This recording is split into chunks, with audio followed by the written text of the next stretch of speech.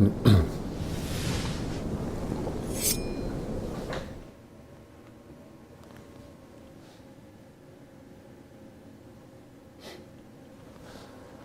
everyone, I hope you can hear me loud and clear. Have to get out of the way so you can see the water eagle. That was one of the things that was requested.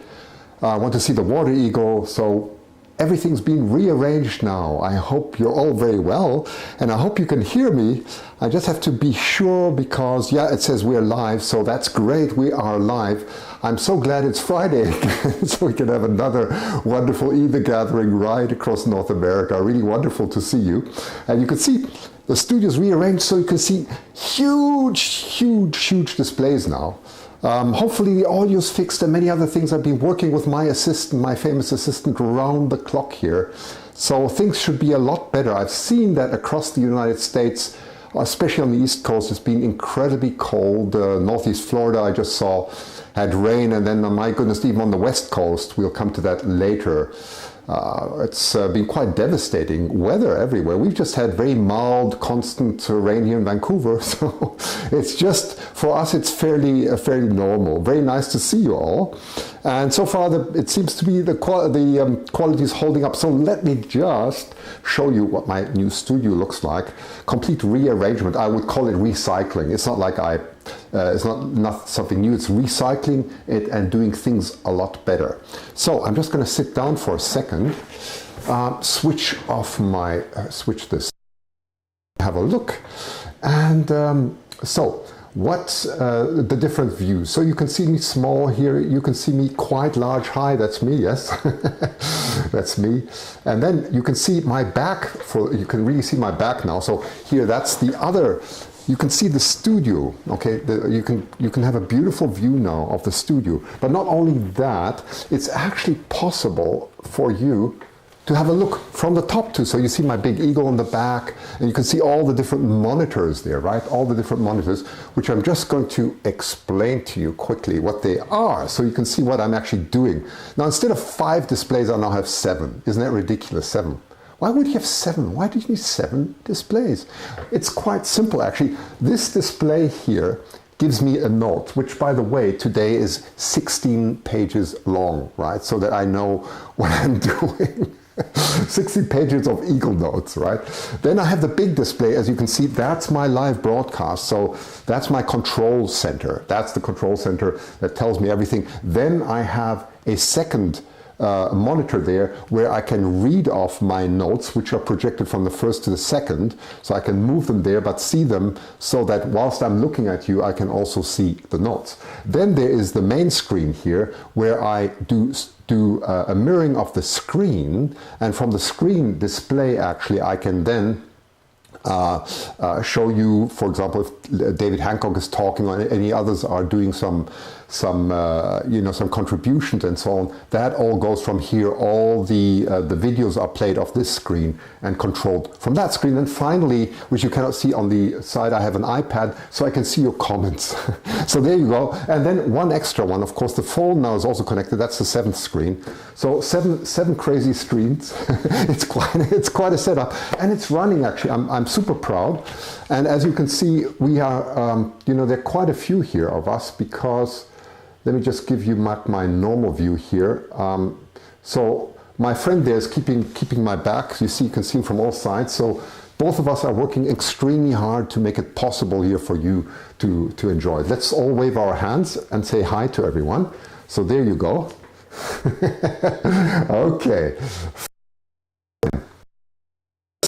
As you can see, and it was all about recycling some ideas, not doing too heavy things, but just rearranging them, and now it all seems fine. Yeah, right. Oops, where are we now? Hey, we're live, get out, we're live. What? Don't pull up my stuff now, you crazy. I heard you. You just said recycle. I'm not going to fall for this one. Should I remove the batteries before I recycle them? Go. Get lost. Well, so much for an assistant. You can see that's not easy. That's what we have, right? So that's called recycling, right? He misunderstands everything. He's completely useless, but what can I do? Okay, well, let's get to our topics now. So we have a lot. So the people I really want to welcome today is Kurt Kearley, director of the the Rise Raptor project. He's going to be featured today as well. I would like to welcome MSO, who is the head moderator of the Dale Hollow Nest. That's the main feature today. Really great to do that. And I feel very honored that I hope Kurt is here right now. I'm not sure if he is. So Kurt, if you are there, just wave in the chat, because I'd love to have you here. Kurt is really wonderful. So we will start off today with, let me just look at my notes. Yes, I know what we're going to start off with.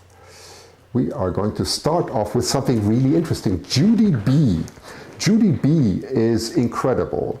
You may know her. She keeps these meticulous records of all the nests right across North America. So after my last show, she wrote me a note and said, Christian, you had this quiz question, and it seemed you got albinism and leucism mixed up. And Judy B, you're absolutely right. I did. There is a big difference. It all has to do with melanin, which is a pigment, and albinism actually is complete loss of color. And leucism is, as the word already says, is more white. It is a partial loss, which you see in many eagles, or not in some eagles, you will see a partial loss.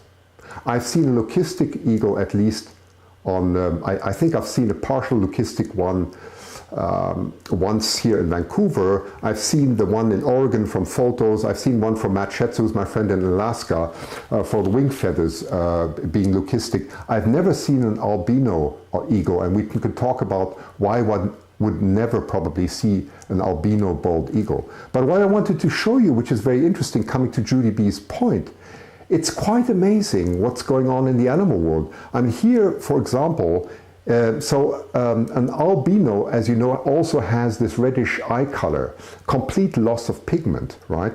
And you can see there's an alligator, for example, that is an absolute albino. You would say albino, right? Here's a humpback whale as an albino. I found that incredibly interesting, and even a sea turtle, and so on and so on.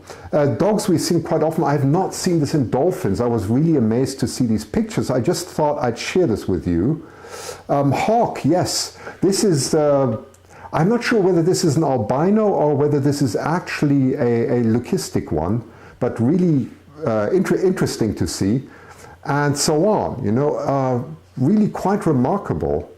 Gosh, there's a lion even. Isn't that incredible? A moose and so on. And this here's a raccoon. Can you see a complete albino raccoon? Really interesting. I'm absolutely intrigued by this. And there's a rhino. You always talk about a white rhino. Well, a white rhino isn't white, but my goodness, this is as close. A skunk? Isn't that incredible? Look at this.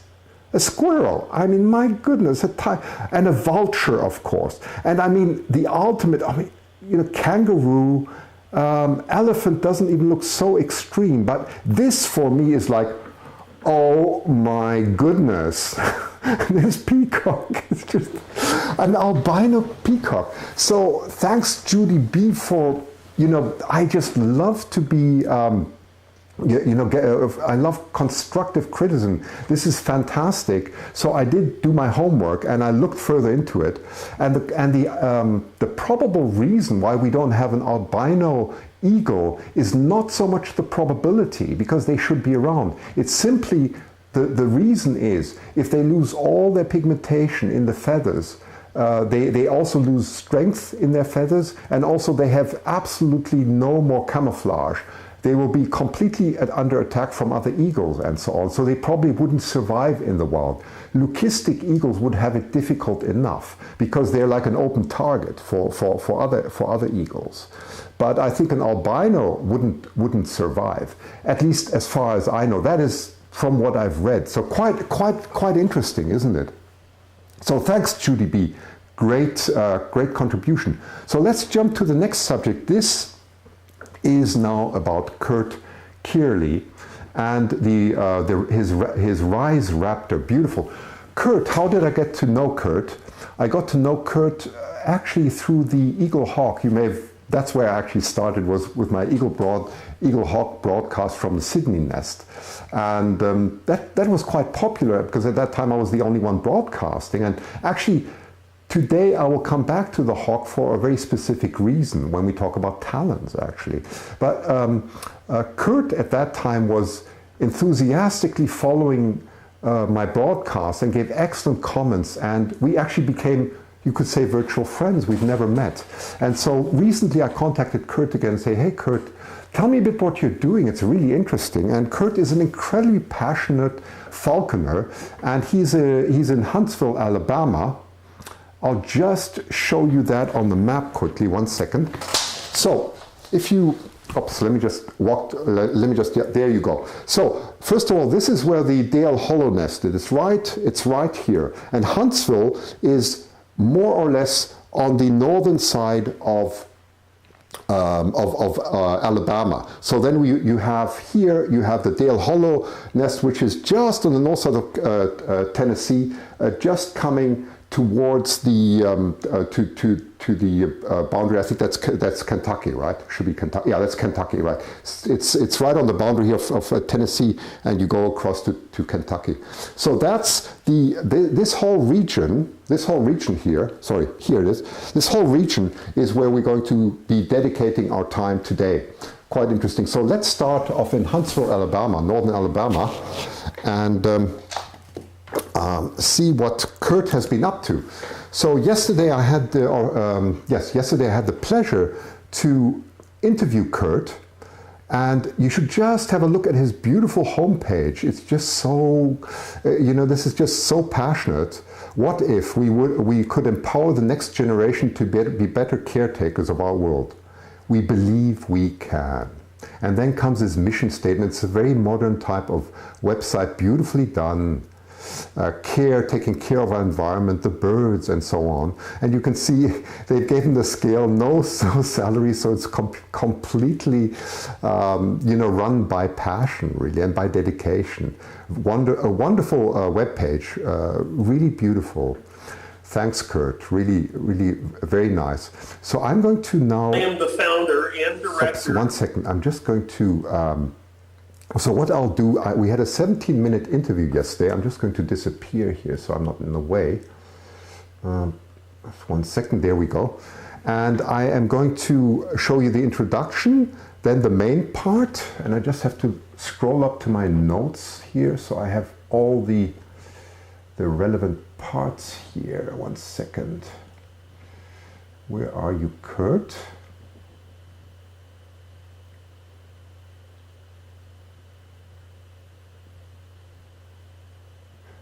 Okay, that's fine. So I'm going to just, I'm going to show you the beginning, about 1 or 2 minutes as an introduction, and then I'll jump in the middle so you can see the birds, what they do, and so on. It's really quite magnificent. Of an organization called the Rise Raptor Project.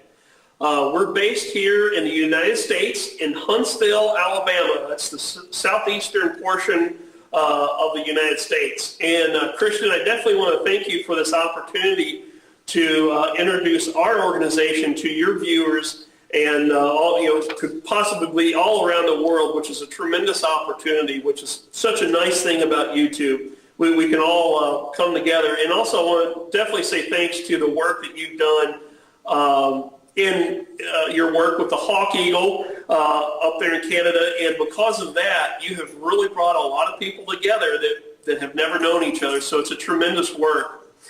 So I thought... Okay, so I'm going to spool forward a little bit now to about 7. Let me just see. In addition, though, just to the science nature and with a focus on these birds. And for example, Sassy, at this time I definitely want to introduce my friend Robin Harris, and she is holding Sassy. Now, Sassy is a red-tailed hawk, And one example of red-tailed hawks integrating with Native American cultures comes from the Sioux tribe.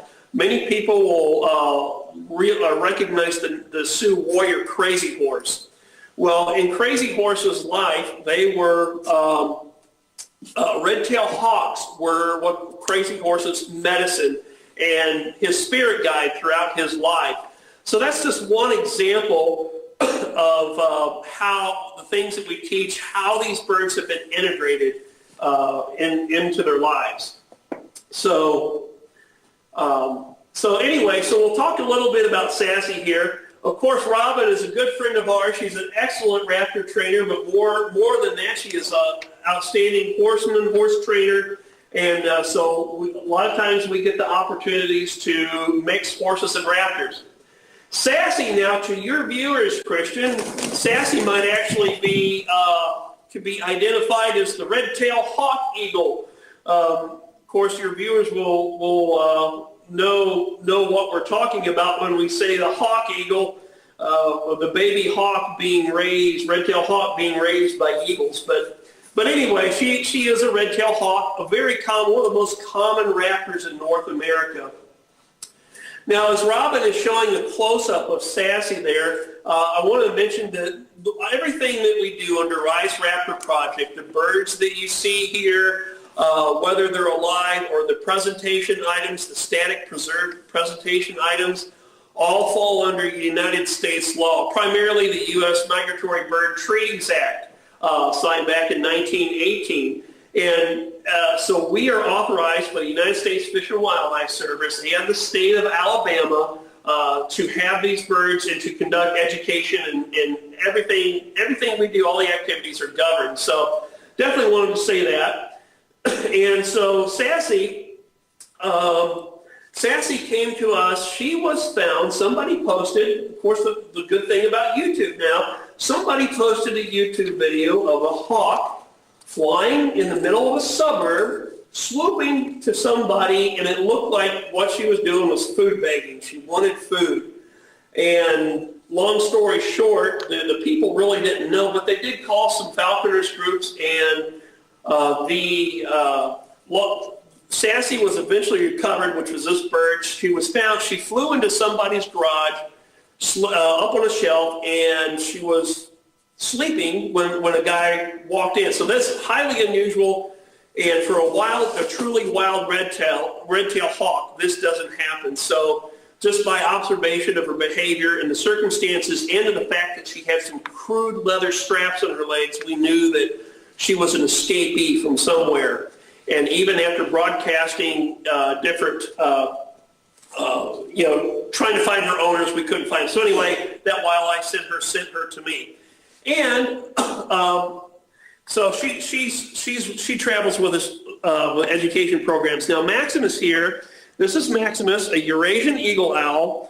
A lot of people might think he's a great horned owl, which would be a good guess, but the Eurasian eagle owls, as their name suggests, are from Europe and Asia. He's one of our education birds. He came to us in 2011 where we got the very rare opportunity to raise him as a chick specifically for education. Now, by law, he cannot be released to the wild since he's not a native species, but widespread in Europe and many parts of Asia is where they're from. Now, as their name suggests, their location, but it also suggests something about their size. When you're talking eagle owls are the largest owl species in the world, and the Eurasian eagle owls are probably if not the largest species. Now, to give you an idea of the size of Maximus, an eagle owl versus a great horned owl, which he looks like, what I have in my hand here is a preserved foot. This is one of the specimens that we take around to show kids that they can touch it, get up close to it, whereas in real life they can't touch the owl, a living owl, but they can touch our preserved specimens. And what I wanted to show the viewers is the size of these feet. Now the males, as a general rule among raptors, are smaller than the females. It's true with eagle owls. Maximus weighs about 4 to 5 pounds, somewhere fluctuating in that range. The females will weigh larger. Maximus is larger, being a small eagle owl. He's larger than the largest great horn. this great hornfoot next to Maximus's foot, you can kind of get an idea of the size of the size difference between the great horned owl and the eagle owl. There's really not much size overlap here. So when you're talking about eagle owls, if eagle owls were trucks, this would be like driving the big rig of owls. So anyway, so Maximus is definitely a big celebrity, as we and definitely does a good job of teaching our teaching our audiences about raptors. You also asked before, you asked about my experience with bald eagles. When I was in St. Louis studying under Walter Crawford, I had the great experience of working with their entire collection of birds. And of course, there are many bald eagles, many golden eagles. I worked with them in an education setting as well as a rehab setting. A lot of times we would get the huge northern birds coming down during migration. They would get in trouble, and we would take care of them there. So I did a lot of rehab, a lot of reconditioning, trying to condition them, release back to the wild. And of course, did work with the education birds where we took the eagles around and gave people that up-close experience. I did one of the photos, if you of me is of here in Alabama. The closest rehab center is several hours away, so there's not a lot of people around here that know how to really care for these birds medically and all that. So sometimes I will get calls from other centers and run rescues, basically being an emergency and a nurse all at the same time, doing initial rescue and getting those birds to the correct permanent rehab facilities. So that's a little bit about us. You asked a little bit about what our vision is. So our vision really at this point is to continue and improve and enhance on our mission statement, which we read earlier.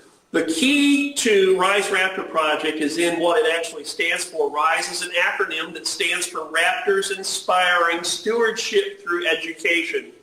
We think education is really the key. Walter Crawford said, education is the key to environmental preservation, and that's true. If people don't know what's out there, they don't understand how our environment works, understand the basics of how complex and interrelated the species are, it's going to be difficult for those people to make good informed decisions and take action to do those things to preserve our environment. The other thing is scientific initiatives. What will be venturing out hopefully fairly soon, maybe this year or next year, is starting to address environmental issues by doing some science research. One of those research projects involves, hopefully, if we can get the permitting, is releasing American kestrels. Now, as many of your viewers may know, that American kestrels have been observed to be on decline generally throughout North America. There's a lot of hypotheses why, but no one really knows why. So one of the things we'll be doing studies to release kestrels in urban environments and study what their behaviors are and will they return, and maybe that data will be useful as in species restoration with kestrels and maybe some other species. And definitely, and we're very fortunate to have one of the best raptor biologists in the world. And if he sees this video, he'll know who I'm talking about. And I definitely want to say a shout out to him and say thank you for being involved in our project. So we're working on more projects in the future. If people want to connect with us, they can go to our website at www.riseraptor.org. And from there, we have a link on Facebook. You can find out more about the different people involved in Rise Raptor Project, more about us. Our schedule's online. If you're in the area and we're out and about, definitely connect with us. We'd be happy to see anybody who loves raptors around the world. They're friends of Rise Raptor Project. Christian, I want to say thank you very much for giving this opportunity to come to you on YouTube and introduce ourselves to the viewers. And we definitely hope to see you soon. Thank you very much. Okay, that was Kurt. Beautiful contribution. Thank you so much, Kurt. I'm just going to jump now. Hang on, that's a sketch where we here now. Oops, let me just stop this thing because this is not it. We're going to just make sure we get, okay, just jump out of here. And oops, that comes for later. I just wanted to quickly show you something from, let's see where we are, something that Kurt gave to me, a few images. That's what he was talking about. So let me just open some of them. There you go. I think there's a crow. I don't remember exactly what this was, Kurt, but let me just jump back. Jump back out of this. I need to just hang on. What happened to my files now? My folder. Here we go. Okay, I'm just going to. On the Mac, everything's a little bit different to the PC. You have to actually open them all. So let me just see. Open. There we go. There we go. Okay, so there you can see Kurt. And I have to read what that was. A baby barn owl nest box. That's what it is. And here he was talking earlier about eagle rescue. So there he is. As you can see, there's, as he said, in the wide area, there's no one around, only him. By the way, welcome, Kurt. Very nice to have you here. Really, really wonderful. So I'm glad you could join. And here, this is. That's an injured great horned owl. So different to what he already explained about Maximus. And you can see the talons here really beautifully. And that is Sassy there. And I think those were the images, Kurt. No, it's a bit further. I think there's some more here. This is Sassy with lure. Very nice. Beautiful. And there's a lot of education going on. This is exactly what we love to see. Really what we love to see. It's incredible. And there's Robin. We just met. And there's Robin and Kurt with Sassy. And here again, there's Robin. And there, I think, is the whole team, right? So thank you so much, Kurt. Wonderful, really wonderful to have this. So great. So if you, I will make the whole, I'm going to make the whole video available from Kurt, the complete interview. I took out the middle part, but it's just so interesting, as Mark already remarked here. I saw that. So I will give the unlisted link public later, just after the show. I will do that, so you can watch the whole thing. So, and do visit his website. You saw that. That's the Rise Raptor website that I showed earlier. Okay, very nice. So now we're going to jump to the next topic before we go to the Dale Hollow. And now it's all about the Raptor. All about the Raptor foot. And I have to actually, and let me see if I can get this, show you something quite intriguing. I've got so many pages here. One sec, I know how this works. Now I remembered. Remembered. Yes. This is incredible. So what happened was, where does one find information about talons actually? And so I went online and I started looking. And to be honest, I was surprised how little I could find. I mean, deep information, more information than the usual information. And so I landed up again with, of course, David Hancock. Who else? And David searched together with Miles Lemont, who works with him. He's a young biologist who works with him. And they gave me this intriguing paper. And I just have to read the first two sentences to you so that you can appreciate what is actually going on. So this is specifically written about talons, and it is a publication from the year 2009, and it starts as follows. I just have to read this. Despite the ubiquity of raptors in terrestrial ecosystems, many aspects of their predatory behavior remain poorly understood. Surprisingly little is known about the morphology of raptor talons and how they are employed during feeding behavior. My goodness, you could have thrown a rock against me. I was completely stunned when I read this.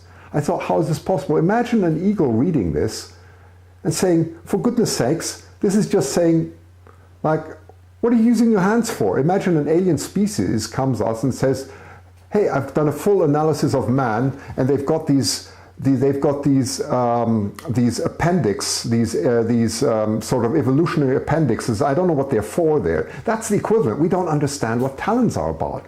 I mean, that's shocking. That's shocking. And this is good news for all of us as citizen scientists, all of you who observe. There's so much more, and that's actually when you read the article, you will find that the main reason why we know so little about talons is because it's so difficult to study out there in nature. It's so difficult. You don't want to disturb them and so on. But they actually studied 1,211 species in this article and came to some incredible conclusions. I was completely flabbergasted. It reads like reads like a thriller. So I will give you the link for those who are interested, and I will jump straight into the the picture I was going to show you, and here we are. So let's start looking at the anatomy of the talon. So the thumb, it's actually not the thumb, the hallux, which is the back, right? That's the hallux here. That you call the hallux, is equivalent to our big toe, right? It's our big toe here, our big toe, but our toe can't do anything, right? The hallux is much more powerful. It's more like the thumb, which is called the pollux, by the way. So you can see the rotation of my thumb is very similar to what I can do there with the back foot, and that's called digit. The word, the proper the proper avian term for this is called the digit. It's nothing to do with the digital word. And they start counting just the same way we count our thumbs, our fingers. We start from the inner side, and you count, and that's number one here, right? That's number one, from the inner side. And then you go from the inner to the outer, from the medial to the lateral. So digit number 2 is the outer one. Digit number 3, oh, sorry, oops, I have to lean all the way here. That's digit number 3, and then comes digit number 4. And now comes the question, so what is the significance of this? And I would just like to read you a beautiful excerpt from my friend David Hancock, because, you know, he goes to so much trouble always to give more insight. And he writes to me the following just a few days ago when I asked him about the talon. He said, for many of the eagles and hawks, the raptor foot is the killing tool. Short, powerful toes terminating in sharp, curved talons. So the sharp, curved part is what you call the talon. The rest is called the foot, right, and the toes. Driving the talon through the prey after simply getting a grasp on a struggling prey can literally cause internal bleeding, strangulation or asphyxiation, and total submission of the prey. Many falcons have more delicate, longer toes for wrapping around and holding prey, which the raptor then dispatches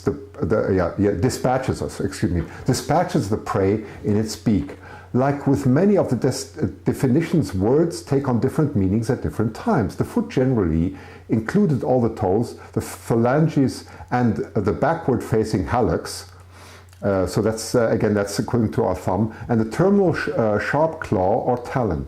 Generally, the terminal black sharp hook is the actual talon. That's what it is. Depending upon how the raptor catches and kills prey, we see a variety of longer or shorter or weaker or stronger toes that derive the grappling of killing talons.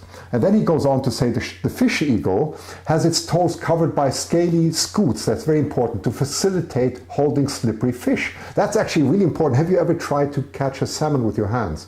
I mean, my goodness, that's a very important point here. The power in the foot muscles is usually related to how the foot is used. The early evolutionary line of fish eagles evolved from the old vultures that used their feet for walking rather than grasping and killing. So the lineage of eagles today still shows traces of eagles that feature weaker walking feet and others. Remember how funny the eagle's wobbling, like the Haliatus lineage, that have stronger killing feet for grasping and killing. My point is in handling bald eagles. The dangerous part of the eagles is the sharp grasping talons. its strong wing butts that can knock out the coyote, and then its sharp curved mandible that can bite. So there you go. Very nice. Thank you again, David Hancock, for that beautiful explanation. He goes to so much trouble. I mean, you must think about David. He's 79 years old now, and he is as live as anything. So I have always the deepest respect for his beautiful, for his beautiful explanation. So let me just give you a quick summary what I actually read in this article, which is really interesting. So what they found out, I mean, they went to incredibly meticulous details of looking at the raptor feet. As far as the eagle is concerned, the main I'm just going to get out of the way here 1 second, because I feel I'm in the way. So let me make myself really small. That's much better. That's much better. My goodness. Okay. So the main one is digit number 1. So that is the hallux. Very important for grasping the fish. So you have the very, very scaly skin of the eagle. And then digit number 2 is really important. By the way, what's very important to know, the talons are not, like many think, equivalent to our nails. Our nails you can cut off like hair or feathers. You don't feel that. But they are part of the bone. And if a talon gets broken, it can be very painful. And it's a real hazard for an eagle to have a broken talon, especially digit number 1 or digit number 2. The reason being that digit number 2 is actually the biggest of them all, similar maybe to our middle finger, the longest one, and really is the one that gives the grasp. Now, what is interesting when you read this article about the eagle is, contrary to common belief, it is not that the eagle just takes its prey and squashes or squeezes it to death. That's not the case. You've seen that with the red-tailed hawk. How were they brought into the nest? So actually, the talons are mainly they grasp them in such a way so that, for example, if it's a rodent, it cannot go and bite. So they have a very good grip. They are in a way paralyzed in a certain way. And with the falcon, it's a bit different. They use their talons more to asphyxiate their prey. So very often you could see that with eagles, they bring them back into the nest. So digit number 2 is not sharp. It has a longer curvature than digit number 3. Really interesting observations here. And my friend, that brings me to the next question, a really interesting question. And here comes the first quiz question for you. So you have the chance now to dial in and participate in this, in the quiz. And by the way, I only have one quiz rule, okay? The one quiz rule is, those who have won last time, please hold back, okay? Kindly allow others. So what you can win is one of my beautiful images that you've seen already. You can choose then, or show them in a moment. But just hold back with the, don't phone again. So that goes for Sherry, goes for Mark, and I think that also went for Amanda, who I see here, right? Exactly, so please hold back. Osprey Mama is ready. Hey, now give her a tough time. So here comes the question. Here comes the question, and get your phones ready. So let me just get this picture out of the way. Yes, now this is a picture of an osprey. Yes, Osprey Mama, it is an osprey. You'll know it very well. And this is a picture I took in 2013. Ospreys, by the way, are far more aggressive than eagles. So the question is, and looking back at the foot, an eagle, as I just described, has the hallux at the back and 3 in the front. How does the foot of an osprey differ from that of an eagle? And briefly explain how that looks. That is my question. Whoever can answer that. You can see a small hint here if you look carefully at the talon. There is something that an osprey can do that an eagle cannot do. Cannot do. And it has to do with one of the toes. Now, this is a difficult question. Many of you will not know this. Oh, and here we go. Okay. Hello? And it has to do with one of the toes. It has to do with one of the toes. Okay, 1 second. Yes. It has to do with one of the toes. Now, this is a digital question. Hello? Okay, hi. Just switch me off in the background because I hear the echo there. So if you don't mind. Oh, I'm sorry. That's okay. Don't worry. We have time. So yeah, because I can hear myself in the back there. So we'll give you a moment. Yeah, well, Okay, first tell me who you are, please. Hello? Oops, what happened? Are you still there? Oh my goodness. You know what? Hello? Hello? Oh my goodness, I don't know what happened there. Let me try again. Hello? hello, it's Osprey Mama. Oh my goodness, it's all that's wonderful. You know who this is? It's Osprey Mama. So you better not get this wrong. You better not get this wrong. Are you there? Yes, I'm very much there. Can you hear me? Can you hear me? Hello? Yes, I can hear you now. Okay, very good. Okay, Osprey Mama, tell me. So what is the difference in their feet? Hello? Oh my goodness, I lost her again. Oh, you know what? Wait a minute. I just have to see how I can get this end. Let me see. How can I do this? How can I do this? Hang on. Hello? Hello? Hello? Hi. Oh my goodness. You know what? This is an interesting problem. There's so many people phoning in, and there was Osprey Mama, and there was someone before, and now you are the third person. So I apologize for that. That's an interesting technical problem to have. No apology needed. I love you. Oh, that's so that. But anyway, Osprey Mama, I first have to apologize to the other two because and here comes another one. And how am I going to do this now? Decline. Hang on. Hello, are you still there? Are you still there? Hello? Yes, I'm still here. Okay, so I know now how to handle this. Next time I have to press decline, like I do. Yes, okay, I think I got the message now. I have to just press decline, and then I cut off everyone. So I apologize to the other two. It's not technical difficulties, it's just funny, because there's so many phoning. Okay, so please tell me who you are. I'm Lynn. Hi, Lynn. Where are you in the States? Hello, in Michigan. Okay. In Michigan, very nice. So you're somewhere near Chicago, I guess, right? Or is it around Lake Michigan? I don't know. Where are you exactly? So, hello? Yep, just turning down my computer. I couldn't hear you on my phone. Okay, that's fine. Yeah. Okay, so that's one thing I have to say, though we don't have a feedback, so you hear myself again and again and again. Okay, let's try again. Let's try again. So how am I going to solve this? I'm going to solve everything. Okay, there's never a problem. I know now how to do it. I just reject all the other calls. So it's all about living and learning. So, Lynn, tell me, what is the answer? Hello? Hi, Lynn? Lynn, are you there? Lynn? Oh dear. So, not quite solved yet. Not quite solved yet. Okay, Lynn, I'm sorry. Let's try the whole thing again. I'm going to let's just. If you can't hear me, no, I don't think she can hear me.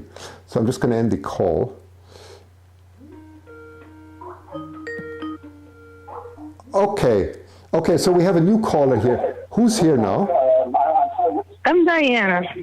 You're Diane. Okay, so this is, I think, The Osprey has a reversible toe. That's completely correct. And do you know which one it is? Which of those toes it is, from 1 to 4? Do you know which number? I think it's 2. I believe it's 2, but I'm not sure. I think it's 4, actually. Oh, no, it's 2. You're right. Sorry, it's 2. You're absolutely right. It's 1, 2. I think that's completely correct. It's the inner one that goes back. So you're absolutely right. The Osprey has an inner, can reverse its inner. So it actually, something that the eagle cannot do very well seen, Well done. Excellent. So where are you calling from? I'm from Connecticut, Greenwich. Very nice. From Connecticut. Well, congratulations. I emailed you about the wetland nest. Ah, that's you. I know. And we're going to show that so that I remember you. My goodness, you know, my brain has this cross-references because I have to not only remember all your names, I have to remember the 3 times. I have to remember your real name, I have to remember your chat room name, and I have to remember your email name. So, so I'm trying. Yeah, so you already have my email address then, right? I have it. So just let me know which picture you want. And thank you very much for participating. That's wonderful. Thank you. Okay. Okay, thank you. Okay, thanks. Okay. Bye. Oh, that was an interesting challenge, wasn't it? Yeah, that is completely correct. Very nice, very good answer there.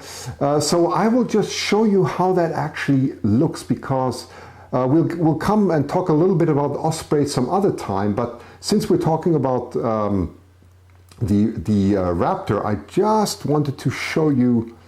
Let's see if I can find this one. Let's see. Where is the? That's the one. Oh yeah. I have so many publications here that deal with this. So they're all they're all referenced. But look at this. Look at this. This is an Osprey diving.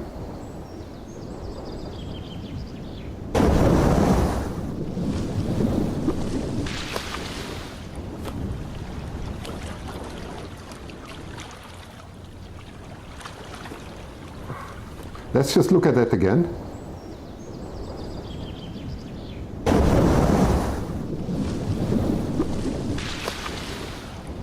Okay, I think this is an absolutely phenomenal clip, absolutely phenomenal. It shows huge differences, and I think that will go too far to talk about all the differences here between the Raptors. It's a huge subject. You've seen also what Kurt was talking about.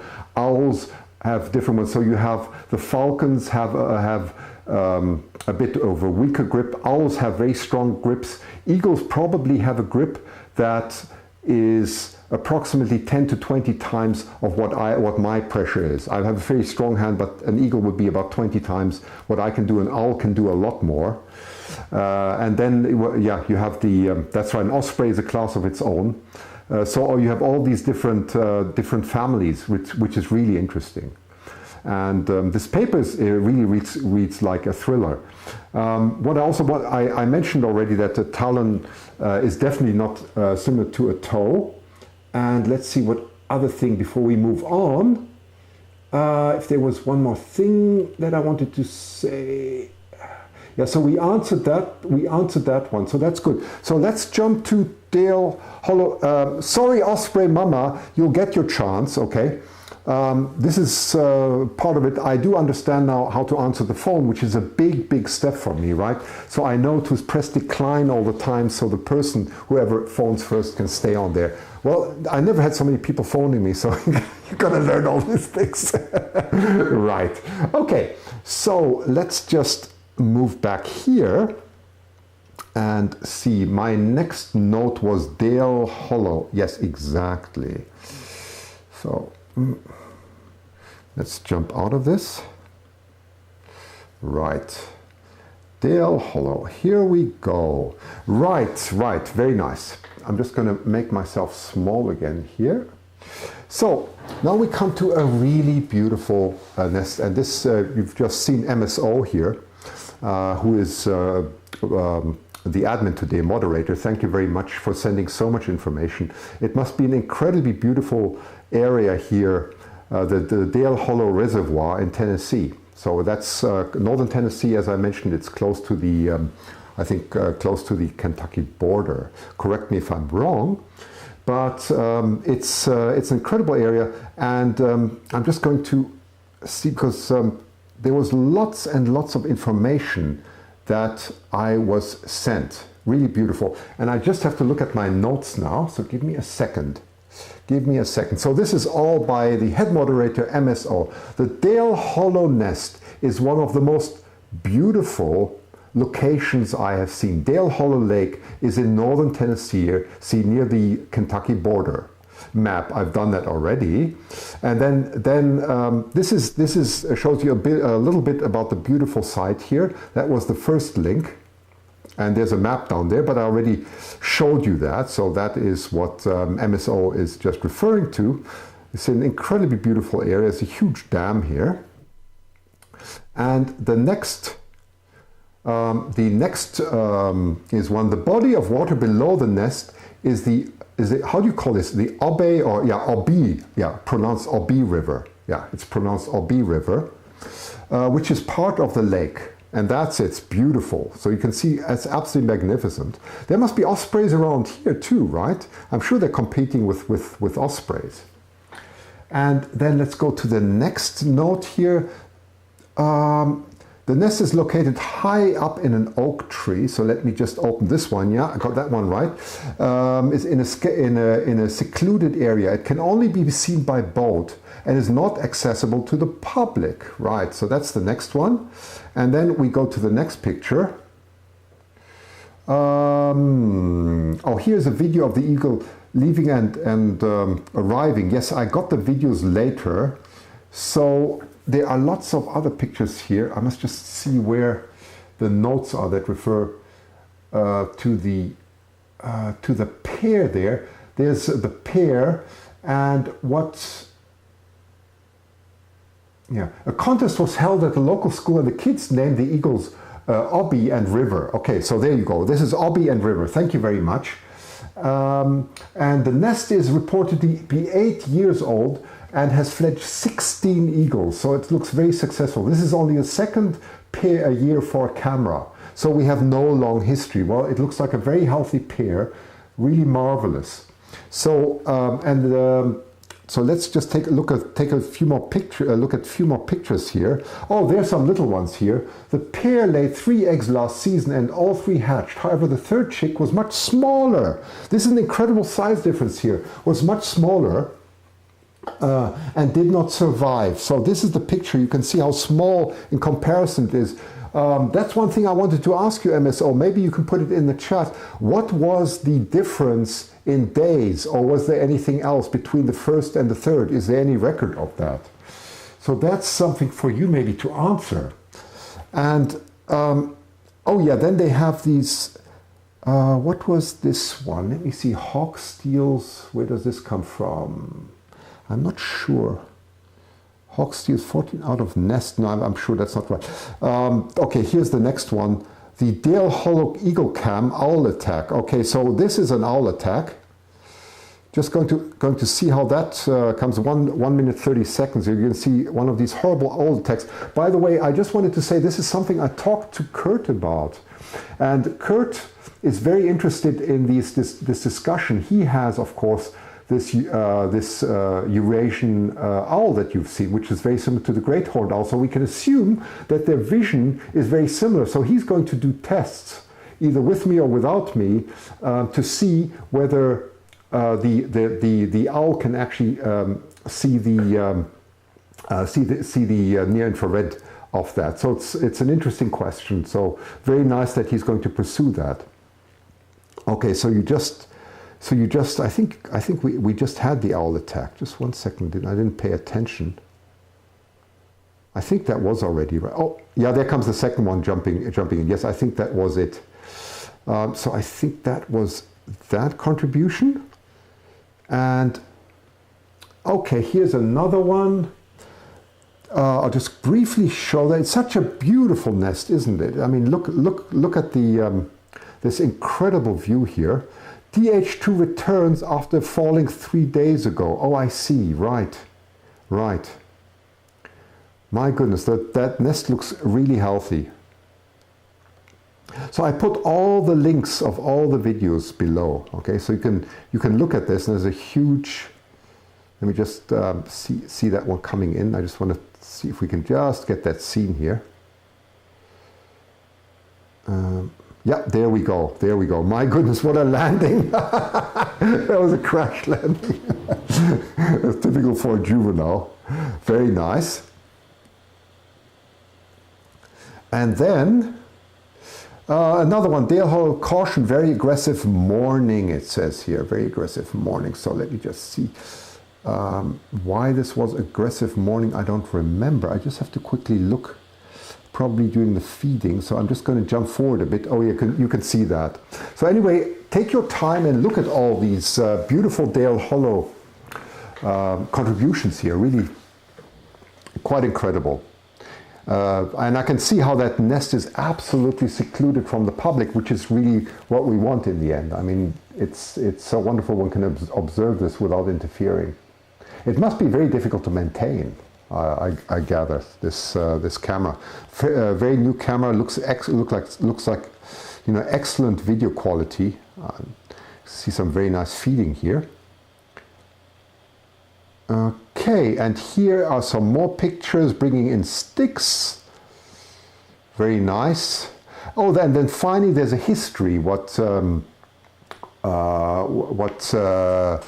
received here from MSO, the chat room admin, is that you can read up the whole history, and also that is all available. So beautiful documentation. Thank you so much for that incredible contribution. I just wanted to show you something because news comes in all the time, and I just put it on. This I received about an hour ago, so you can see some of the devastating effects of roadkill. I assume this came through roadkill, and I just got this in this morning. This was a golden eagle hit by car. Again, this is the Southwest Wildlife Foundation of Utah. Maybe if anybody of you have contacts with them, I would like to see if we can talk to them at some point. But this was a golden eagle that was critically hit by a car. By a vehicle over on State Road 20. And the Utah Division of Wildlife Resources brought it to me, so we'll see what we got. I have no idea until we get him open what we're dealing with here. All right.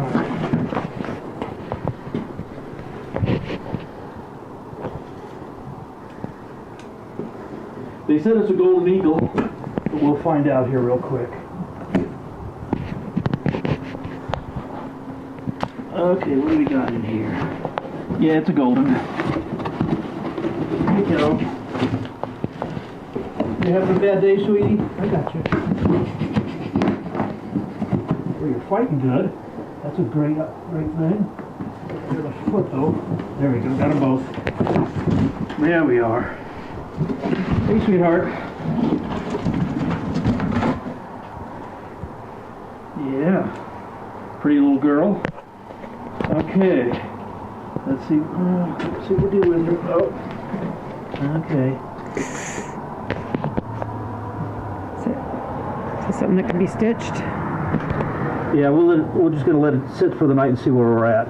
We've got to oftentimes heal itself up. Okay. Wings. See what we're dealing with here. Okay. Wing feels good. Shh. You're all right, sweetie.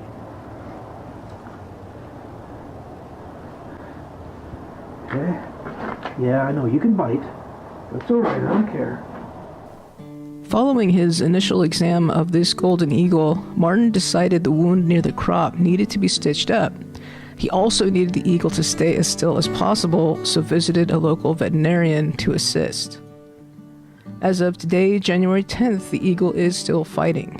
The large male golden eagle is being kept in a small chamber at the Southwest Wildlife Foundation, where he is disturbed as little as possible. Though the wing is not broken.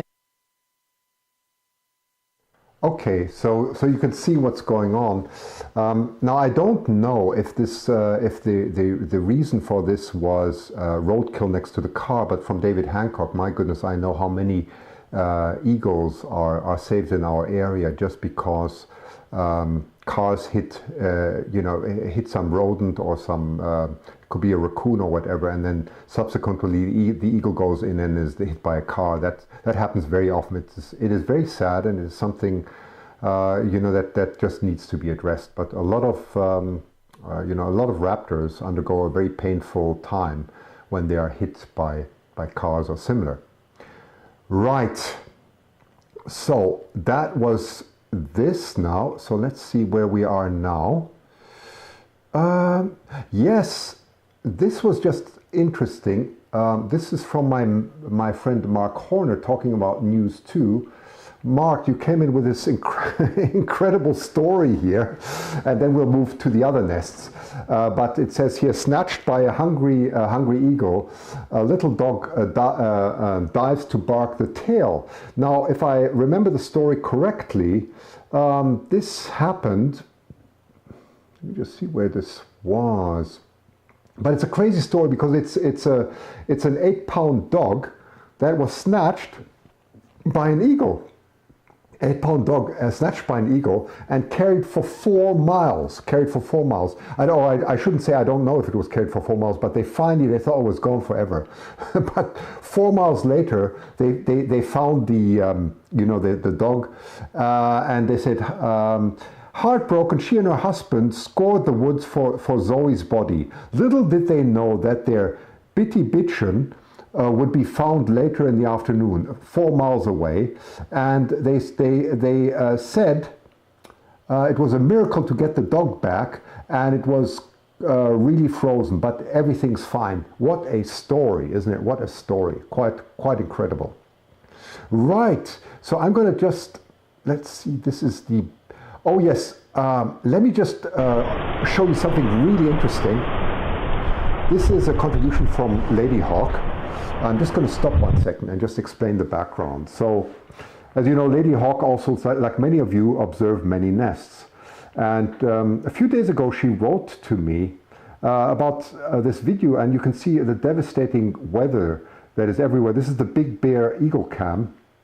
And my goodness, she wrote to me, and I immediately sent it to David Hancock because I thought, gosh, he has to see this video.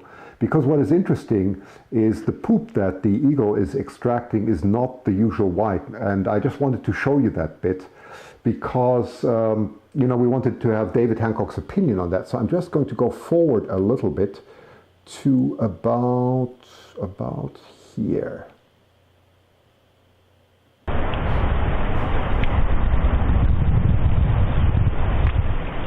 Yeah. I'm sure you saw that. That was clearly very black. And so David Hancock looked at it, and he was completely surprised at the conditions, of course, that they have in the Big Bear Eagle Camp at the moment. Of course, it's far interior. It's far east of Los Angeles. But it seems to be really heavy weather. And the good news is, we had further talk with Lady Hawk, is that the eagle is in very good condition. So it's not, so Mama Eagle is in very good condition. It seems to be the reason, according to David Hancock, is that from the urinary tract, usually what you get is a very white substance, and then from the other digestion, could be indigestion, what they've eaten, it becomes more black. But in this case, the color was extremely black. So it doesn't seem to be anything abnormal, fortunately, and the eagle seems to be in very good health. But a very interesting observation. I'd never seen that. Thank you so much, Lady Hawk, for that excellent contribution. Great. So I'm just going to leave this for a second because I'm jumping a little bit here. And I'm going to, let me switch this off, and I'm going to jump now to all the nests. And I just have to find my contribution of all the different nests here. Right, long lists of contributions here. Jackie writes something interesting. I think that was Jackie. Let me get to you too. Where is my folder? Folder. Let's just jump up again. Right. I always have to think which nest that was. Oh, that was berry updates. We'll get to that in a second. Ah, this was something from Sherry. I just have to look at this quickly. This was, just turn the volume down a little bit.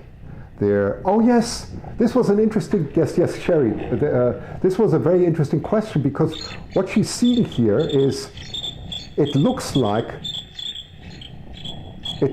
first Pa is trying to mate with Ma, and then Ma jumps on the back of Pa. Question. I've never seen this before. That was the question. Isn't that an interesting observation? I think this is a great question. So, has anybody ever seen anything like this? You know, I just love this. You know, there's not one day where I'm not completely, taken by surprise of what there is in the eagle world or in the raptor world. It is an absolutely amazing contribution. Again, this is your show, really. This is your big show here, and the contributions that you're giving are beyond any expectation. They are so jubilantly interesting in all respects, and this is what you're really who are running the show here. It's just amazing. I mean, we're all on a very steep learning curve, and I think the benefits here for all of us are just tremendous. So thank you for this incredible contribution here. Okay, so we'll jump now to the Northeast Florida nest first, and let's jump to Kathy. What does Kathy write to me? Kathy, Juliet Wet. Oh my goodness. You know, this is just quite the picture. I've only seen, Kathy, I've only seen similar things in Alaska. By the way, I might be going to Dutch Harbor. If I do go to Dutch Harbor, I will do some live broadcasting from Dutch Harbor. Still not clear, but if I do, I'll do the first live Dutch Harbor broadcast ever. So that's on the agenda. I'll talk about that when it becomes clear. But I'm talking about that because this is such a miserable picture, just a miserable picture. So it must have been incredibly awful there at the Northeast Florida nest. Thank you, Kathy, for that incredible contribution. Right. So let's jump back and see Gretchen. Yes, I know what Gretchen said to me here. And she said, Christian, we have had a competition, a naming competition, and now their names are Sky and Spirit. What beautiful names. So here we are. Welcome, Sky and Spirit. Everybody loves the name. Sky is the darker one, and she's 2 days older. Yes, Gretchen. Beautiful. Beautiful. So that's the one picture. I just need to jump a bit because this goes a little bit different than my Mac. So let me just, here, 1 second. Where did I go? Finder. There you go. Let me just open all of them. 1, 2, and 3. Open. There you go. That's better. Oh, isn't that cute? That is wonderful. So that is Sky and Spirit. Isn't that incredible how they've grown? That's Sky and Spirit from Cindy. So that is Eunice who contributed this picture, as far as I understand this. And then it's Sky, that's when they're 1 week old, and there they go. We have names. I'm Sky and I'm Spirit. Well, congratulations, NE18 and NE19, for making it so far. You started off the eagle season, and congratulations to such, may you become wonderful eagles and have a wonderful life and give joy to all of us. Thank you, Gretchen. That was your contribution, and that is the contribution from the Northeast nest. So now the next one is Southwest, and my goodness, there is a huge contribution this time from the Southwest Florida nest, and that is from Suzanne. Suzanne gives me so much information, and Suzanne writes, this is the second photo I'll submit, E9, whose tail feathers I captured. I see. Good. Well, let's have a look before I hope I get this correct now. Open. So let's have a look. Oh yes, I remember. This is incredible because we were talking also about eggs, and that'll be another topic in future. Okay, so talons is probably something we're going to talk a lot more about, but we're going to talk about the whole development of the embryo in the egg some other time, and we'll get experts to talk on that. It's a big subject, but very nice here is that you can actually see the just after the hatch from Southwest Florida, very nice. Beautiful cameras here from the Pritchett estate. Once again, so thank you for that.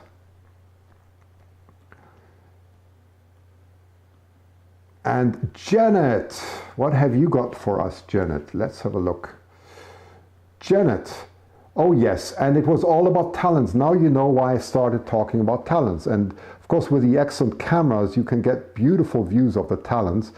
Really very nice. Let me just, oh yeah, I can't zoom that in a little bit more. No, that rotates. I'm not sure how to zoom this in on the Mac yet. Never mind. But I think you get the beautiful picture here from Janet. Thank you very much, Janet.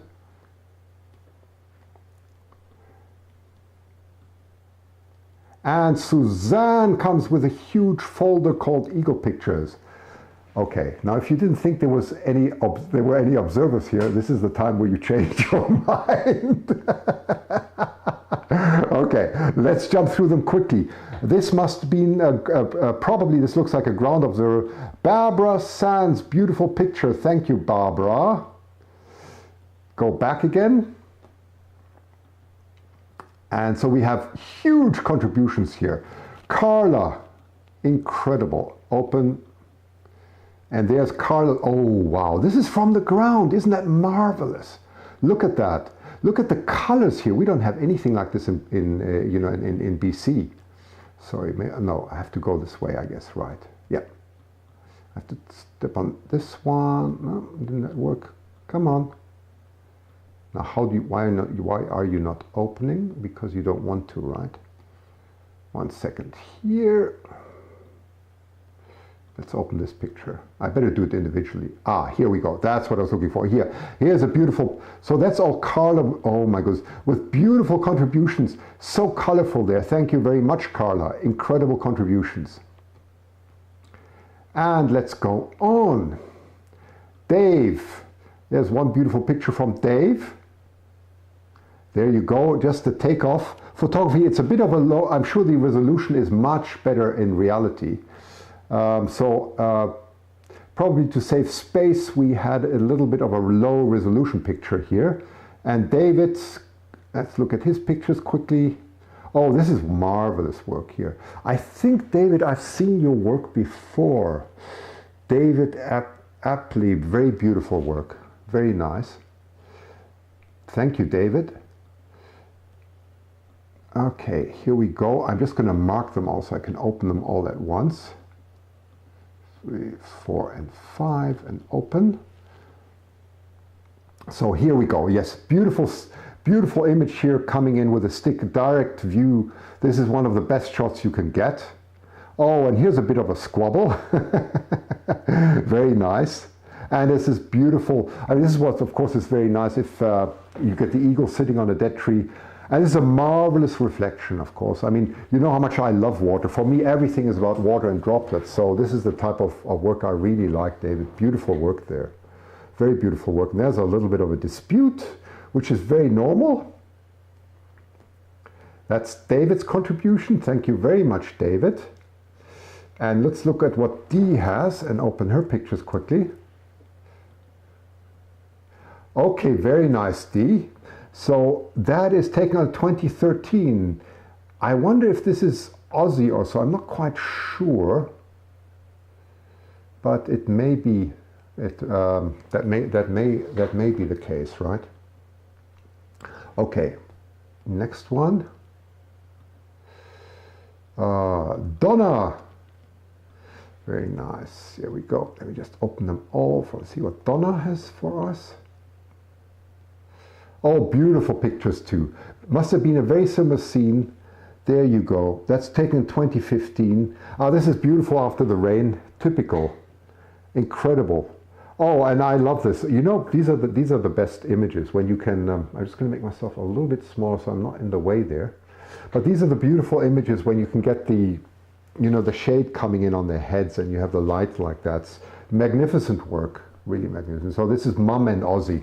So there you go, all your Aussie fans. This is Mum and Aussie. Beautiful.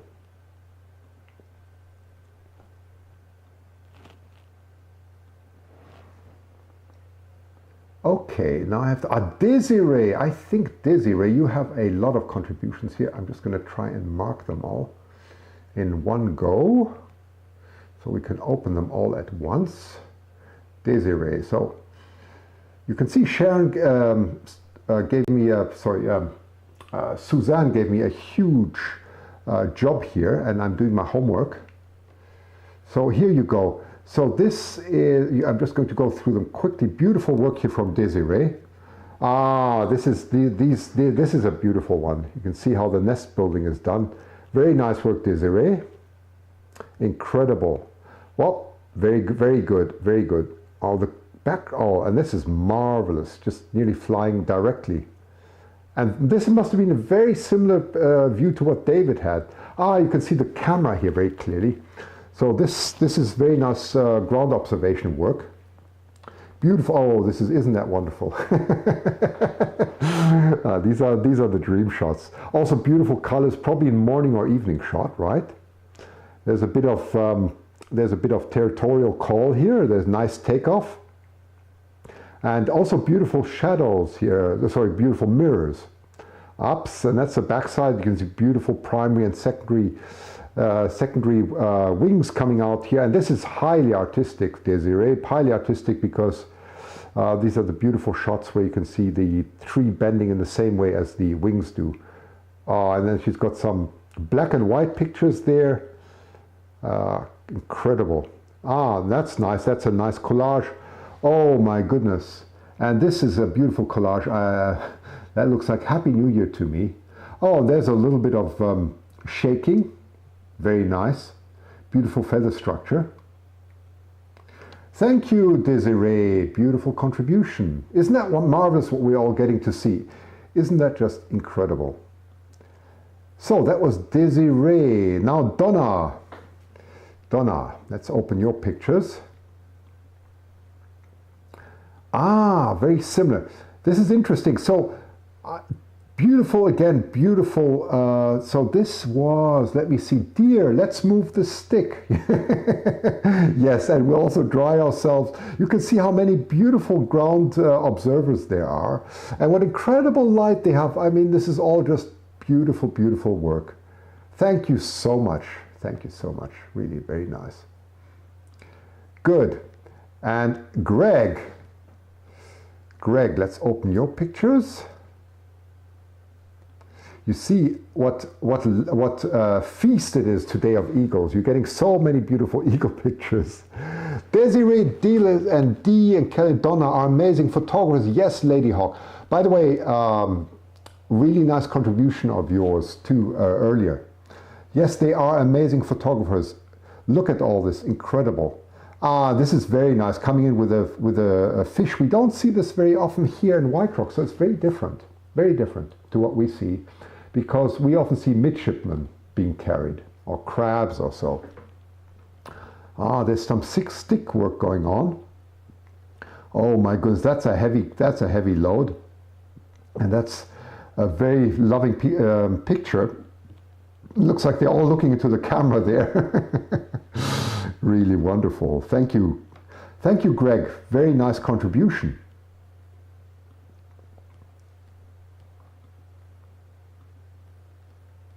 Heather. Gosh, it's wonderful to see how many there are, aren't there? So many beautiful contributions here. Heather, oh, wow, what happened there? Gosh, I wish I had a comment on this. Maybe you did write a comment, Suzanne, I'm not sure. It's despite that color. Yeah, I'm not sure. Maybe so that I didn't see but this is quite incredible. Look. I don't know who is the lucky owner of this veranda, but this is incredible. Absolutely marvelous. I'm sure that was a very simple camera with which this was taken, because it looks like so close. Beautiful, beautiful. If anyone knows the story behind it, I would love to know. So that was Heather. Ian, one picture here from Ian. Beautiful portrait. Thank you, Ian. I don't have any label to this, so I don't know who that is. So we'll just move on again. Ian, Jim. Jim. Let's see what Jim has.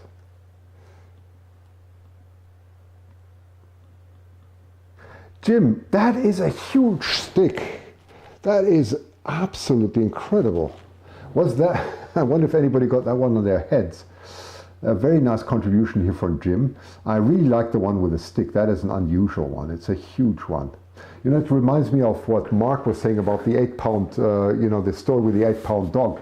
So they can, over short distances, or maybe medium distances, carry quite a considerable load as we, you know, as we're learning. Kathy, one picture here from Kathy. Another beautiful one. Oh gosh, that was in 2014. Kathy, that's beautiful. That's the same tree, right? That's the same tree that we've seen. And really very nice takeoff. So I would really like to see where that tree is one day. It seems to be, if it still is there, that was in 2014 anyway. So if anyone knows if the tree is still around, let me know. Okay, I'm reading some of the chat messages in parallel. Wait a second, where was I now? Here, sorry. Cassie. Lorelei, this looks like a water picture. Okay, the resolution is not good here, but I am sure that the original is very good. It looks absolutely beautiful. So we unfortunately don't have higher resolution on this picture. Nest cam. Here come a few from the Nest cam. So let's have a look at the Nest cam. Okay, beautiful pictures from the Nest cam. 2013, so these are old-timer pictures. This is all 2012, so these are older pictures. I'm sure many of you can comment to this, but you can see the camera's been around for quite some time there. So this must have all been Aussie pictures, right? Before M15 came along. Very nice. Good. And two more to go. Robert. Wow. There you can see the beautiful tail feathers. You know, it's really incredible how they utilize their tail feathers. It's seldom that you see all the 10 tail feathers spread out like that. And again, from our famous tree. This very artistic photographic tree that they put there for the eagles is just incredible. Very nice.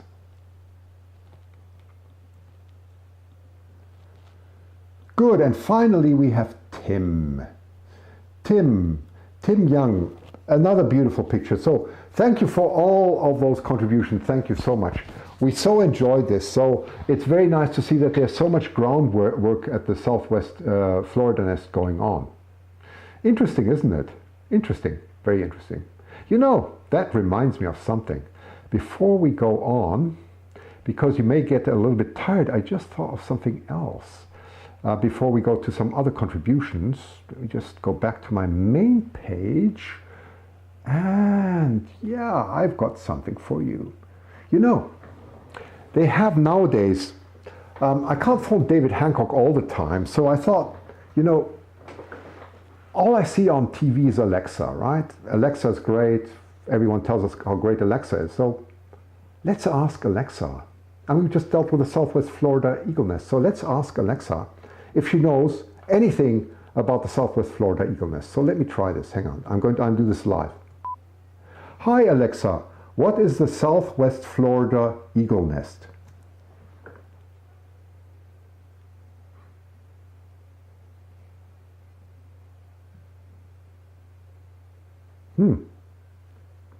You're thinking, what? Oh my goodness.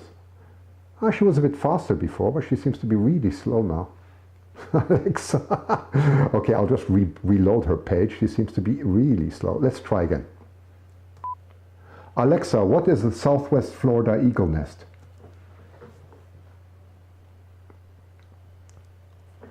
Here's something I found on Wikipedia. The Southwest Florida eagle cam nest is approximately 8 feet in diameter and a short 1-mile flight away from the Caloosahatchee River, which serves as their primary food source.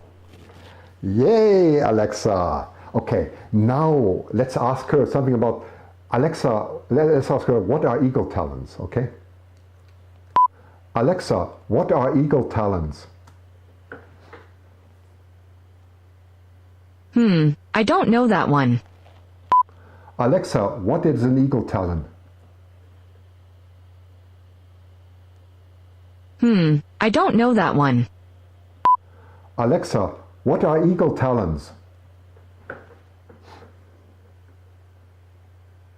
The Eagle Talon is a two-door 2+2, front-wheel drive or all-wheel drive hatchback coupe manufactured and marketed between 1989 and 1998 and sold by Eagle along with rebadged variants the Plymouth Laser and Mitsubishi Eclipse. The last year for the Eagle Talon, as well as the Eagle division of Chrysler, was 1998. Right. So much for Alexa. I think, Alexa, you got a little bit still to learn, but not bad. You knew the Southwest Florida eagle nest. But that one, it was not quite my question, right? But anyway, that was a lot of fun, wasn't it? So, fun to have Alexa online. Okay, well, now we had a bit of fun. So let's jump back again. Let's jump back again to our folders and see what else we have. So that was the Southwest Florida eagle nest. Huge contributions. Thank you so much, Suzanne. Let me see. Darren has, let's see what else we have here. Berry, my goodness, the berry nest, the berry nest, the berry nest. Huge folder. Okay, so, huge folder. So, whilst I open this, I'm going to read to you Nicole's info on this. Okay, continue. Oops, what is this now? Okay. Just 1 second. I'm just going to see. Mum Berry laid her second egg. Fantastic, Mum. Yes, that's the great news. B11 was laid on January 6th at 6:39 p.m. Egg number 1, as we know, was laid on the 3rd of January. We had that last one. I've enclosed 2 videos by Jenny Bob. First of Mum laying egg number 2 and visit also from an intruder on the dad. And then dad also got a duck. Then picture of dad brought in a small fishtail. Pictures there's an adult intruder that tried to enter the nest while Mum was sitting on her egg. Dad came in and chased the intruder away. Max Hester was at the nest while this was going on and had some awesome pictures. Great.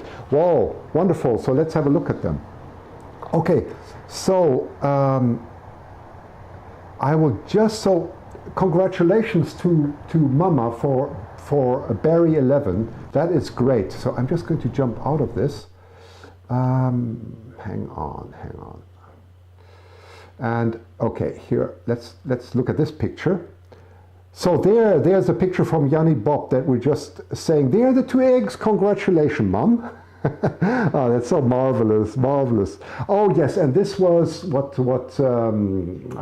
here. This was what Nicole was just referring to. That's right. We got it.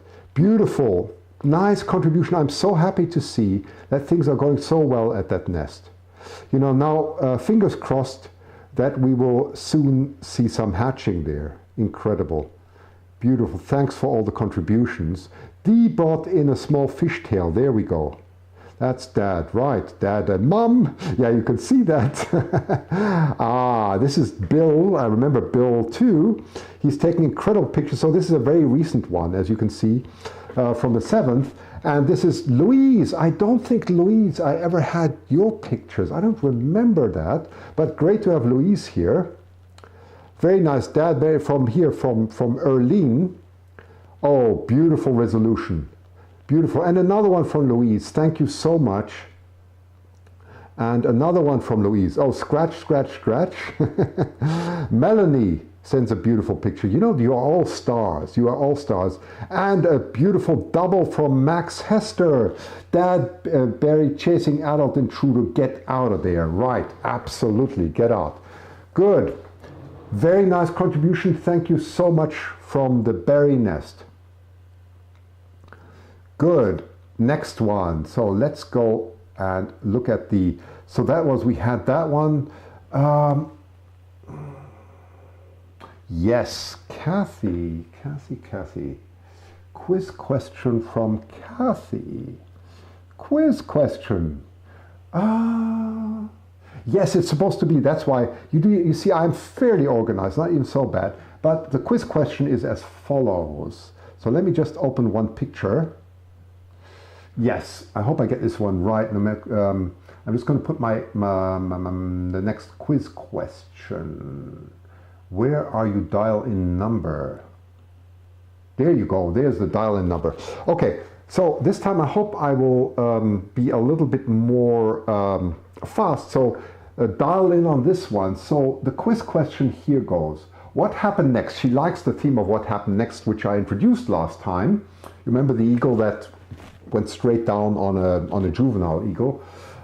So, Marberry yawning, casting pellet. Okay, let me just see that. Oh yes, she's vocalizing. Intruder appears overhead. What happened next? Was?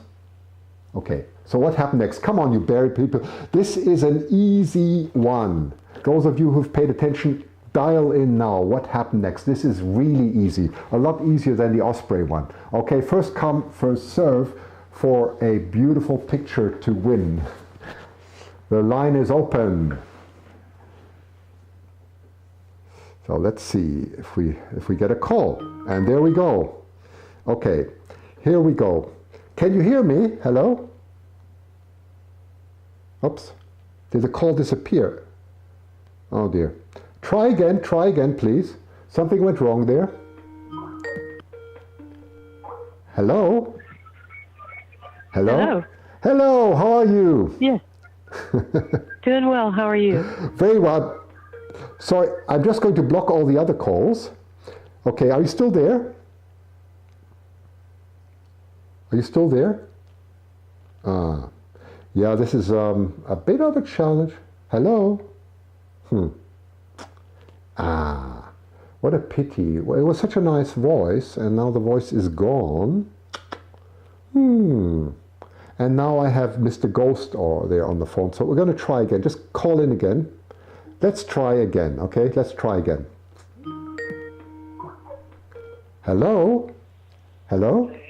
Hello? Hello? So there's someone else. Who are you? Hello? Hello? Can you hear me? Can you hear me?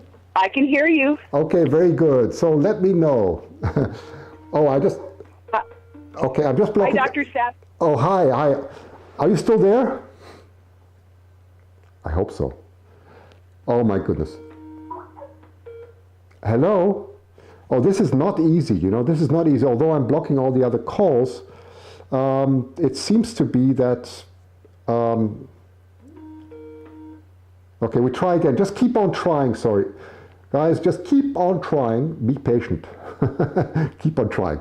Hello? Hello? This is funny. Oh, this is, this is something that Skype's not used to. I should have multiple, you know what? I'll think about it. Maybe I can get multiple calls next time so we don't have this all the time. So keep on trying. Hello? Hello? Hi. Hi, is that you again from the first call? It is from the first call.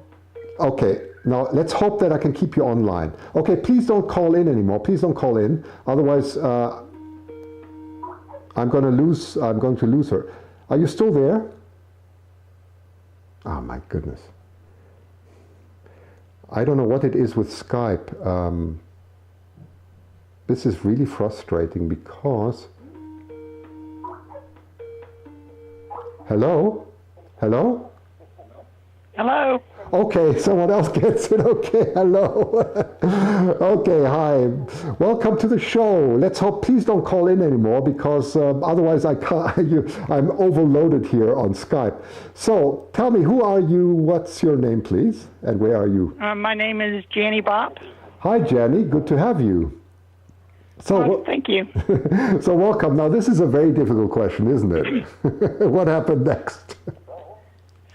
Dad comes in and chases off an intruder. Absolutely. Yeah, that was an easy one, wasn't it? So let's just... Yes, it was. Let's just see where it was. This is very interesting because Skype is not made for these type of things. Yes, absolutely right. That is correct. That is correct. So there was a lot of squabbling at the very end. So you have won. So welcome, very welcome. You can choose one of the 3 pictures, and I will quickly show you the 3 pictures. So let's just jump in, and then you can choose one of them, because here is the prize. And those are very similar to the same that I showed before. I hope you'll like them, and choose one of them. Oh, so, they're wonderful. Yeah, so that's the first one.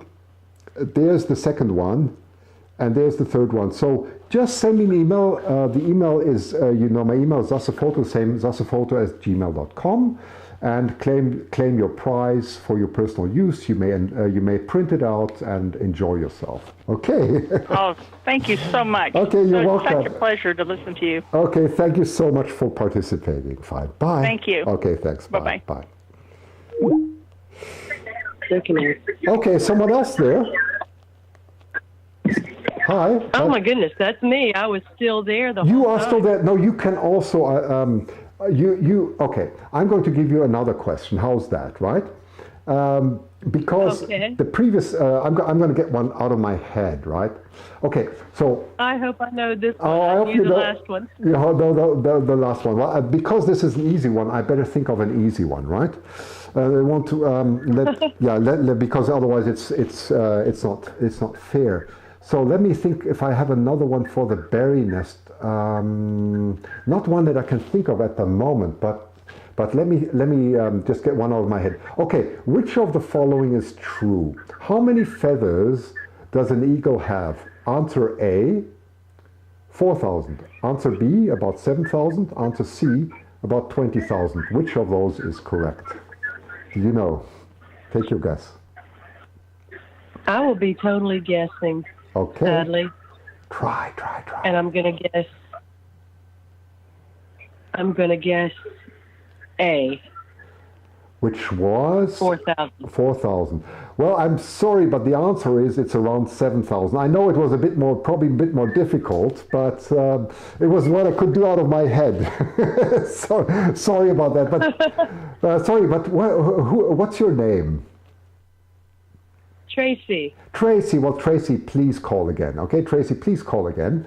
I know this is going a little bit chaotic, but it's just the nature of the beast. So it's okay. But it was so nice to have you on the show, Tracy. So please call again, and I'm sure we can get a picture for you later. Thank you very much. Okay.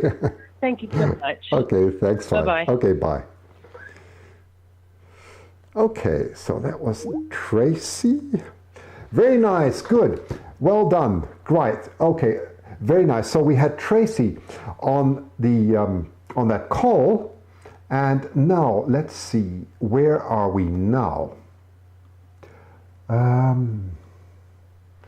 Yes, this is another interesting. Whilst we are at the quiz, yes, I remember this. The DC nest. We're at the DC nest now. The DC nest, and the DC nest has another incredible quiz, which I'm just going to show you here. How am I going to do this so they don't see this? I think I'm going to only open the first 4 so you don't know the secret. I'm going to open this. A question here for the DC nest. The question comes from Janet. Thank you very much, Janet, for your contribution, and I really love that. So do get ready now. So the question from Janet is, footage from January the 4th, Mr. President and the First Lady at the DC nest. To set up the picture, the First Lady jumped over the outer branch and Mr. President was in the nest. You can see that, right? Mr. President walks over slowly to the outer branch and approaches the First Lady. He decided he wanted to do some bonding, but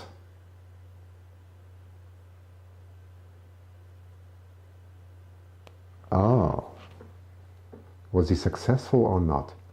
Yes, that is the question. Okay, no but. And he is successful, of course, right? Is that the answer? So, what happened? All you DC people, where are my Washington DC people? Come on, you nest people, give it a go. What happened next? Was the president successful with the First Lady? Was he successful or was he not? You give me the answer.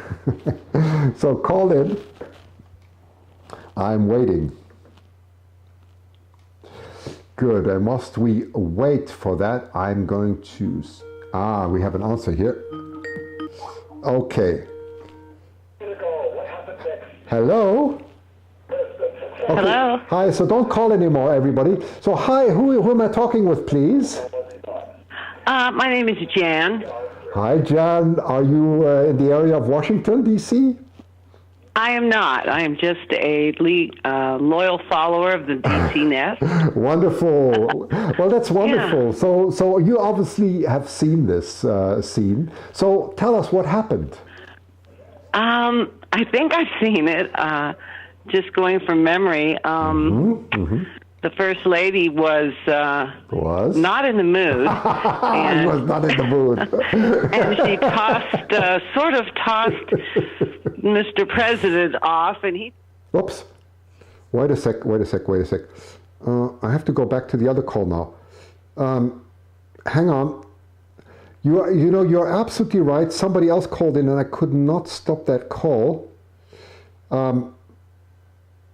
Janet, so don't worry about it. You won, okay? You won. It's okay. No problem. Are you still there? Hang on. Maybe she's still here. Are you still there? Something went wrong. Okay. Yeah, this is a little bit of an issue here with Skype. But anyway, I think it was... so please, you're absolutely right. She was not in the mood. Not in the mood. That was great. That was a great answer. So I'm just going to show you the solution, and then do please, you saw the pictures, so please send me an email and claim this. Okay, I'm just going to say hello to someone. Hang on. Hello? Hello? Hello. Is it you again? Yes, it is. I was talking, and then suddenly everything went quiet. It went very nice. Well, the answer is absolutely right. No, good. No, she was absolutely not in the mood, and I'm just going to show that actually. Where's the rest? Oh no, that's not that. That we just had. We were here, but you're absolutely right. One second, I'm just going to show that quickly. Open the it was a sort of a funny scene, but not so funny for Mr. P. But no. My goodness. Oh yeah, here. Why are they all opening at once? Oh, I see. Let's try this one here. Right. I don't want them all open. Hang on. This is not doing here very well at the moment. But you're absolutely right. The answer is he was not in the mood. So I'm just going to show. I'm just going to show the last picture of the whole series here. Okay. Where are you now? Picture. Come here. Finder, here we go. Yeah, let's just show the last picture of one of these. Yeah, it's definitely true. So it is. You're absolutely right. So great. So you sorry, it was Jane, right? Jan Lester. Jan. Thank you, Jan. Well, thank you very much for dialing in. This is You're welcome. This is what's so much fun that so many of you are participating, and it's wonderful. We really enjoy it. It makes such a joy. Thank you. And thank you very much. So don't forget to write. Choose your picture, and thank you for participating. Have a wonderful evening. Okay. Thank you. That's fine. Bye. Okay. Good night. Good night. Right. Okay. Well, you see, we can deal with all kinds of technical problems. This is a minor one. Right, so that was almost everything. What is the time, by the way? Oh my goodness, we're nearly there for 2 hours. Can you still stand me? Because I do want to show you two things. I want to show you the contribution from David Hancock. I think what I'll do now is I'm going to skip the other contribution because it's just too much. I know that Diana phoned in and had the wetlands one, so in order not to make it too long, I suggest the following. I suggest I'm going to show you David Hancock's wonderful contribution now. Again, I mean, this man is just a walking phenomena. Probably one of the most admirable people that I know who know anything about eagle-biology. He's so dedicated. So I just wanted you to enjoy the African fish eagle. Another beautiful contribution from David Hancock. It's about 7 minutes. It's really enjoyable to listen to that. And afterwards, we'll go to the big question. What's the surprise? Okay, so let's do it. Let's do it. Just jump out of here and go back to, no, that's the preview picture. You're not supposed to be here. You are supposed to be this one, right? Chrome. Yeah, this was Alexa.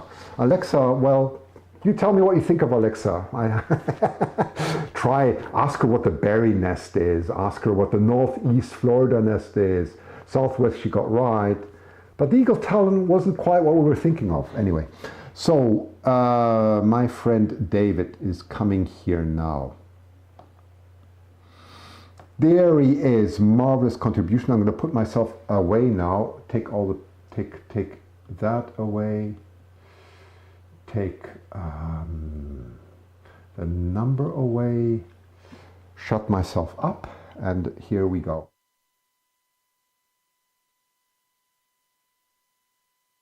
Past, and we were talking about the Solomon Islands last week. Where are you going to take us now? Well, I'd like to go to the continent of Africa. Okay. And last time we talked about there being the Australian white-bellied seagull had a sister population on the little group of islands to the north and east, which were the Solomon Islands. Right. Africa has the same kind of structure, and when we get to North America, we're going to see again a similar structure. This big common bird of Africa, the African fish eagle, covers all of sub-Saharan Africa. It covers all the tropical areas, all through the main rainforest, right from Gambia on the west side, across to Ethiopia on the east side, and then all the way south, right to the tip of South America. Right. So a bird with a huge distribution, and a bird that is somewhat like our bald eagle, in the sense that it is very successful in recent years. Like the bald eagle, this African fish eagle has adapted to human beings and to our farming areas on the edges of them. People like this eagle. It doesn't tend to kill things that people worry about in most areas. So it often will scavenge. There's lots of fish available in Africa along the rivers. And so this is a bird that is liked. And as a result, there's just like here up and down our coast, people go out and throw fish from the camps. If you go out to one of these photographic camps along a river or a lake area in Africa, almost everywhere, they will go out in the middle of the day and throw out a fish, and in come the African fish eagle. So it's a marvelously popular bird. And like North America, where if you watch any film in North America, wildlife film, and even non-wildlife films, you'll hear in the background a red-tailed hawk screaming. It is the call that is in every North American film, certainly in every North American wildlife film. Right. In Africa, in the background of every African film, you either hear a francolin, which is a kind of grouse-like bird calling, or you hear this high-pitched call of the African fish eagle. It's just pollutes almost every soundtrack in an African film, because everybody identifies this African fish eagle. But it's not as bad as the when I was in South Africa, the South African ibis. That's Hadidar. You know what? I know that. Yes, it gets its name, Hadidar, from making it terrible. Well, this is a high-pitched noise. It's an unusual noise, but it's considered nice and emblematic of Africa. So anyway, so that it's a special eagle in the hearts of people, which is really important from a conservation point of view. People are not against it. So important in conservation. It's a bit smaller than our bald eagle. It's only 4 to 8 pounds, about the same size as the Australian bird, and a bit smaller than our bald eagle, and a bit smaller than the one that's on the to the north, the other big popular bird, which is the white-tailed sea eagle. But it's the only fish eagle in Africa. It is the only fish eagle in all of Africa. That's interesting. Okay. But like the Australian one, it has a little sister population over on the far west side of Africa, east side of Africa. On Madagascar. Madagascar, right. That's correct. Right. Yes. Okay. And while, we'll talk about that bird another time. How interesting. But it is it's a very similar relationship between this huge continental mass of very abundant African fish eagles and a little tiny different population nearby, but on a separate island. Now, one of the interesting things is they speak of it as being territorial, like our bird, defends a mile or so. But like several other birds that are at times territorial, if there's a huge abundant food supply, like in some rivers, there's one record of a 500-acre river that had 9 pairs of eagles nesting on it. Well, that's a real high density, and that's because they are adaptable. It's just that normally they fight to hold territory to make sure they get enough food. But if there's a huge food supply around, they will nest areas like right here in White Rock. We get our eagles nesting 200, 300, 400 meters apart because the food supply is. Same in Africa. They do incredibly well in nesting together when the food supply is available. Now, like a lot of the fish eagles, they basically eat fish, but they're not beyond taking young flamingos out of their nests. They'll take young ducks and other water birds off the water surface. So they're versatile, and they will take. They will take dead things that have been shot or whatever, road-killed food. So they're scavengers as well, but they're predominantly, like most fish eagles, they're predominantly fish eaters. All right. One of the things that's been suggested is that, and I don't know that I believe this, but the literature says, and I have not spent, I've seen quite a few African fish eagles in Africa, but I've never been at their nest sites. But one of the things they say is the female sits almost constantly on the eggs, as opposed to here, where we have much more sharing of incubation between the male and the female. It's apparently rare for the male to come in and sit for a few minutes and let the female go off. But it may be that they just haven't had the cameras on the nests as long. And they use a term here, and I want to read this because it was a word I had never used in my life. It said the African fish eagle is known to peculate other birds. Now, that it simply means that they, and all these fish eagles do this commonly, peculate, but it's a word I hadn't used, is where they attack another bird who's caught something and to make them throw it up. Like our eagles our eagles will attack a heron. We've seen it, where the heron goes down on the beach, catches a fish, and the eagles go and attack and make it let go of the fish. It's called peculate. It's a term I had never used before. I always thought it was like predating them or scaring them. Well, the heron will throw up the fish. The gulls at the dump here commonly will swallow a big piece of meat, and our eagles will chase them until they regurgitate it. Isn't that incredible? And these African fish eagles are known to do that. They'll sit back, watch a big Goliath heron swallow a fish that's a pound and a half, and he's not going to do well when he's being chased, carrying an extra pound and a half in his crop. So as the eagle pursues him, the heron regurgitates this food. And the interesting thing is not just that they do this, because that's common among many bird species.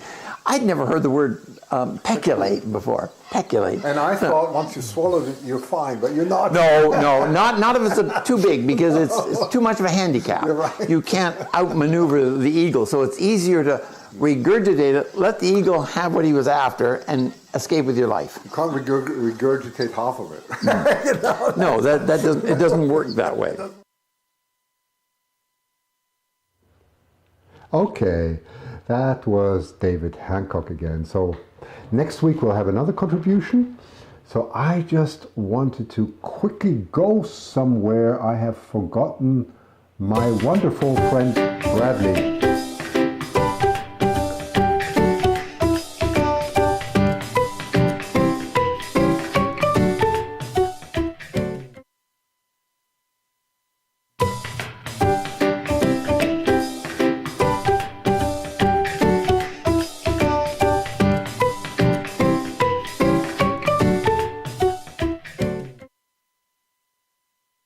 Thank you so much, Bradley. My goodness, Bradley's drawn this beautiful, he made this beautiful animation.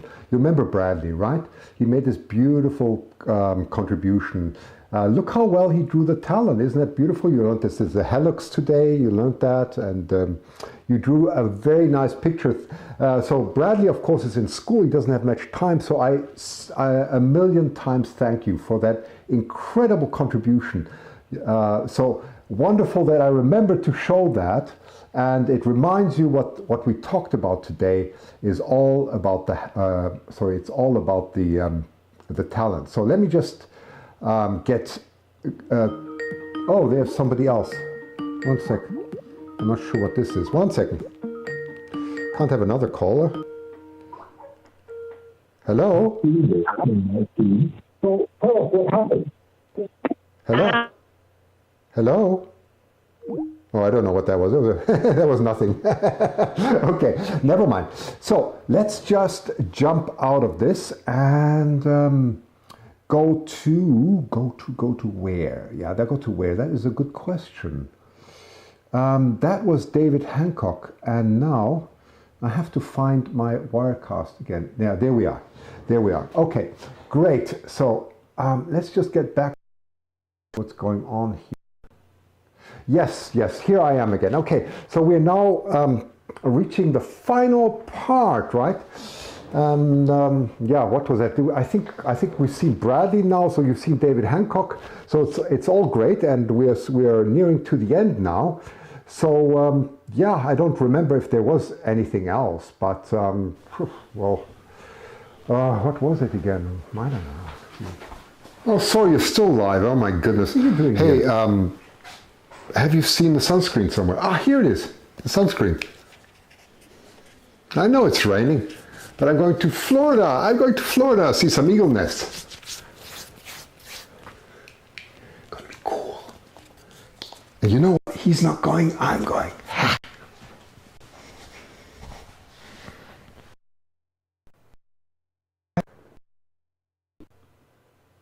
All right, the secret is out now. So it's going to be Florida, yay!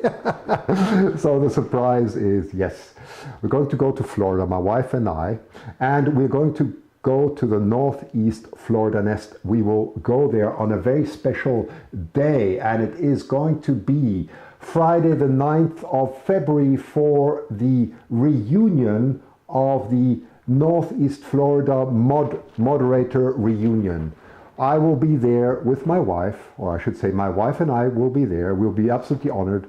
And on Saturday, I will be doing a live broadcast from Northeast Florida and interviewing a lot of people, and we'll have lots of fun together. We're going to spend the whole day together. Marvelous organization, by the way, from Gretchen. Thank you so much. It's going to be most incredible. So I look so much forward to that. So that's going to be, the dates are as follows. Let me just see. Friday is the 9th of February. Saturday is the 10th of February. Sunday, I'm counting correctly, 9, 10, yes, Saturday is the 11th. And Sunday or Monday, I'm going to drive on to the Southwest Florida Nest. If there's anybody who wants to talk to me or so any of the ground observers also from the Southwest Florida Nest, you're very welcome. Of course, we have to respect the Dick Pritchett territory and the Eagle's Nest. So if we do any talking, we can happily meet somewhere. Just contact me. The main thing is, of course, to not disturb the eagles, but at the same time, it is to have fun, to enjoy the education and to celebrate the time we're going to have in Florida. So it's both the Northeast Florida Nest over the weekend, and then Sunday, either Sunday afternoon, depends on how long it takes. I think it takes about 4 hours to drive from one nest to the other. Probably Monday will be the Southwest Florida Nest. So I'm so much looking forward to that. Really wonderful. Well, I think this was a successful session because I didn't have one technical breakdown. I don't call the Skype thing a technical breakdown. It's just the way the phone system works. So actually, it's very nice. I also wanted to thank my friend Mark Horner for his incredible dedication, always listening in and helping with a lot of technical issues during the week. We worked for hours, if not days, to solve this, and it looks like it's paying off. It's getting much better. Next week is going to be very interesting. It's going to be the Edsel Johnson nest. don't miss that. Getting a lot of information already from the incredible mods there. Really wonderful, so I look forward to that. It's going to be a lot of preparation. Please always send in questions, any ideas you have for quizzes, questions that you may have. We have there's so many interesting topics. Actually, the further you dig. I think I've talked enough now. The more interesting it gets. It's just so incredible, and I think we're all blessed. I'm reading all the comments here from Osprey Mama, Susie, and so on, Amanda, Journey, and so on. Well, thank you also. Thank you from my heart. Thank you everybody for putting so much time into this to make this a very successful channel.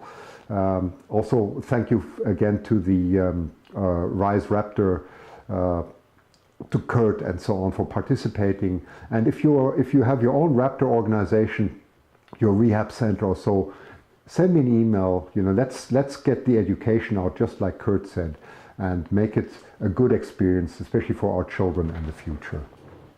Very good. So I will now do the final step, yes, and that is I'm going to say goodbye to you, my friends. Have a wonderful weekend. Have a healthy rest, and may it become a bit warmer. Enjoy the eagles, and maybe we have more hatches. Do send any information to me. I so enjoy communicating with you. And all those who won prizes, congratulations, and have a wonderful weekend.